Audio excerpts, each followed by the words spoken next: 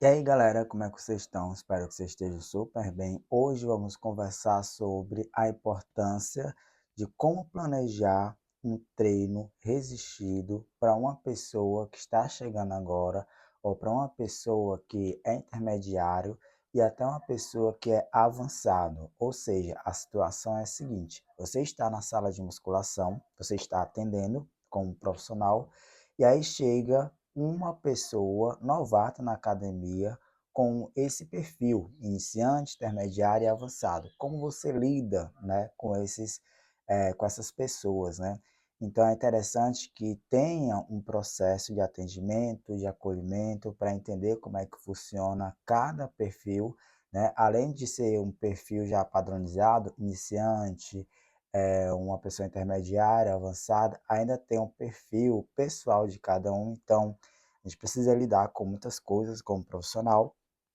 Então eu estou aqui para te ajudar e orientar, tá bom?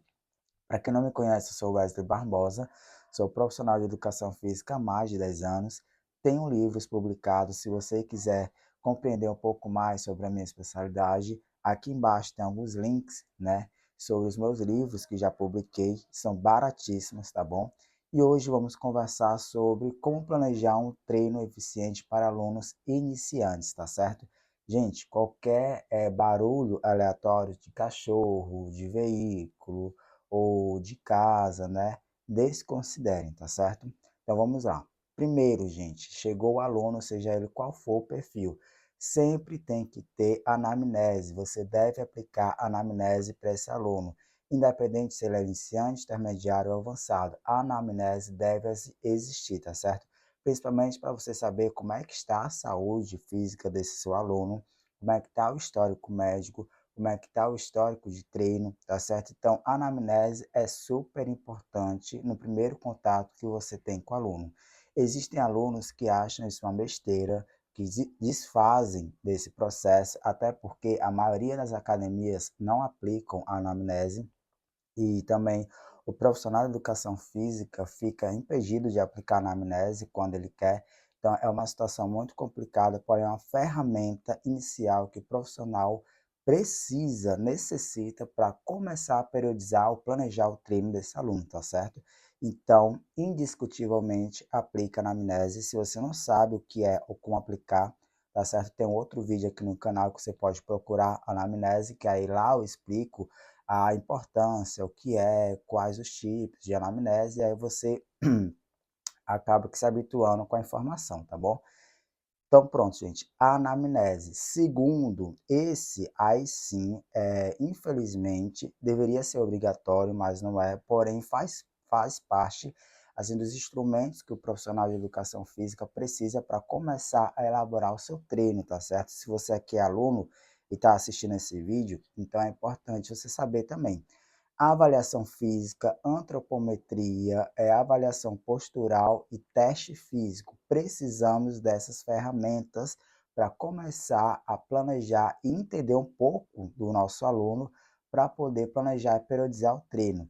Essas ferramentas vão nos ajudar assim um caminho para que a gente possa traçar para que o aluno consiga melhorar tanto fisicamente como na parte da saúde, né, os objetivos dele, tá bom? Só que tem um porém, essa outra parte de avaliação física, antropometria, avaliação postural e teste físico está mais relacionada ao treino personalizado, ou seja, um trabalho de personal trainer, tá certo? Então, infelizmente, a pessoa que não paga um personal e que infelizmente tem só o profissional de musculação da academia, ele só passa no máximo da anamnese e olhe lá se o profissional aplica essa anamnese para ele, tá certo? Então, isso é bem, para vocês verem o quanto é complicado, tá bom? Então, tá? Primeiro, anamnese. Segundo, tem essa parte mais personalizada, que claramente os profissionais de musculação que são contratados pela academia não aplicam, porque é algo mais personalizado, tá bom? E aí vem, o profissional precisa compreender a relação do aluno com a academia, com a atividade física e com a musculação. Gente, existem alunos que não gostam, que odeiam, estão lá porque os médicos pediram para ele entrar na musculação, para que ele consiga se tornar mais forte e saudável, tá certo? Aumente a massa magra ou melhore alguma lesão. Então, existem pessoas que são do esporte, amam futebol, futsal, vôlei, handebol, natação, mas quando passa para musculação, geralmente, as pessoas que gostam de esportes, né, são pessoas mais dinâmicas, ativas. E quando eles entram na sala de musculação e começam a atividade de treino resistido, essa é uma atividade mais tranquila, monótona, né? Faz uma série, descansa, faz outra. Então, para uma pessoa que é muito dinâmica e ativa, assim é praticamente a morte para elas, entendeu? Então, existem vários tipos de alunos que você vai lidar, como também de pessoas que amam a musculação, que gostam de experimentar métodos de musculação, né? E que realmente a relação entre você e o aluno vai se tornar mais efetiva, né? Diferente dos outros que têm esses desafios, essas barreiras com a atividade. Então, nesse momento que você está aplicando a anamnese, né, é importante você saber quais são as queixas, os objetivos, saber se o aluno gosta, não gosta, por que ele está ali, se é por conta própria, se ele está ali obrigado, entendeu? Então, você vai começar essa relação com o aluno. É a partir da relação que você sabe que o aluno tem com a musculação, com o treino resistido, é que você também vai começar a ver como é que vai aplicar o método de treino para ele, tá certo? E aí tem os limites do aluno, gente, porque precisamos saber qual é o limite do aluno. Tem alunos que, quando chegam e são iniciantes, por exemplo, eles não querem fazer nada com halteres, não querem fazer nada com elásticos, não querem fazer nada com o corpo livre, porque eles acham que se eles estão pagando, eles têm que utilizar o maquinário, né? O que não é uma realidade, né? O profissional é que vai realmente saber se ele está apto ou não a ir a um determinado maquinário. Tem alunos que não sabem de nada, que são iniciantes, já querem ir para uma máquina que é extremamente avançado, extremamente pesado para ele, que não está na fase correta dele treinar naquele maquinário, e aí ele quer porque quer fazer essa máquina. Então isso coloca em risco a saúde, né, dele mesmo, do aluno, como também corre o risco de colocar o diploma do profissional lá também, que infelizmente pode ser cassado a carteirinha, porque o aluno pode se machucar, se lesionar. Gente, é muito complicado trabalhar em sala de musculação. Então, você precisa saber quais são os limites do aluno, tá certo? O aluno tem força, o aluno não tem força, o aluno gosta de ter na perna, o aluno tem uma tolerância melhor com membros superiores, né? Como é que tá? Se o aluno acabou de sair de uma cirurgia, da reabilitação com a fisioterapia no tornozelo, ele consegue melhorar a força no tornozelo sem sentir dor, tem que ver quais são as tolerâncias, os limites que o aluno tem em relação à atividade, tá certo? A cada exercício, você precisa aplicar a escala de Borg. Gente, não importa se o aluno chegou hoje na musculação, iniciante, intermediário, seja lá avançado, e às vezes, gente, o aluno omite informações, omentem, tá? Fala que é avançado, que treina pesado e não sei o quê, que tem ótima consciência corporal.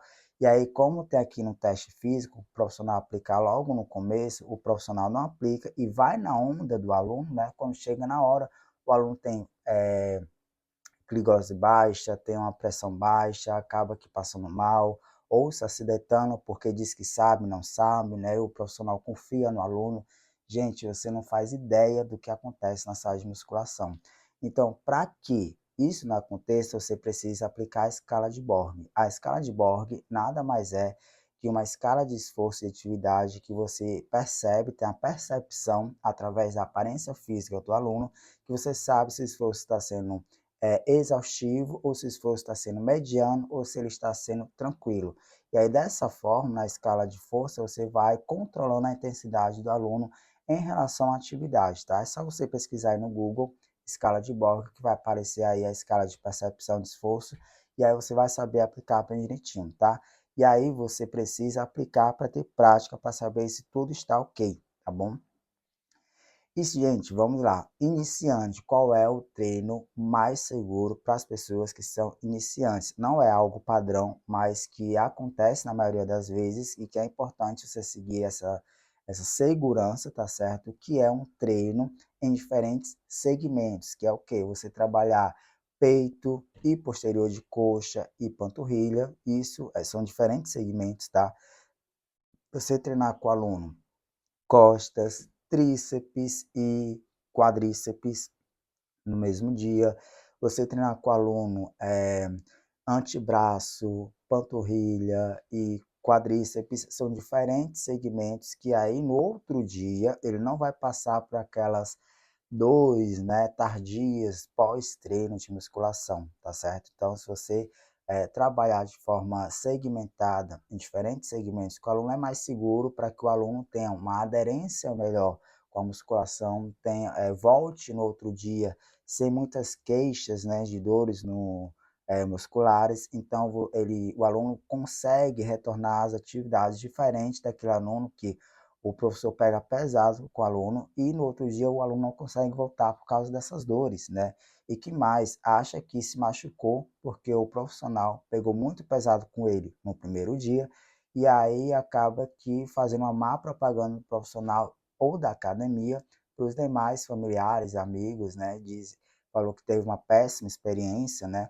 Então, isso existe, gente, então muito cuidado. Agora, se você é intermediário, pega o aluno de perfil intermediário, é interessante trabalhar 3 grupos musculares de forma moderada, tá certo? 2 a 3 músculos de forma moderada, ou seja, peito, ombro, tríceps, costas, antebraço e bíceps, tá certo? Então, você consegue trabalhar uma forma mais concentrada nos membros superiores ou somente inferiores, já que o aluno é intermediário moderado, diferente de uma pessoa que já é um aluno avançado. O aluno avançado você consegue trabalhar um músculo ou 2 grupos musculares na musculação, que ele consiga ir até exaustão muscular na mesma sessão de treino, no máximo 6 exercícios ou 4, 5 exercícios, tá certo?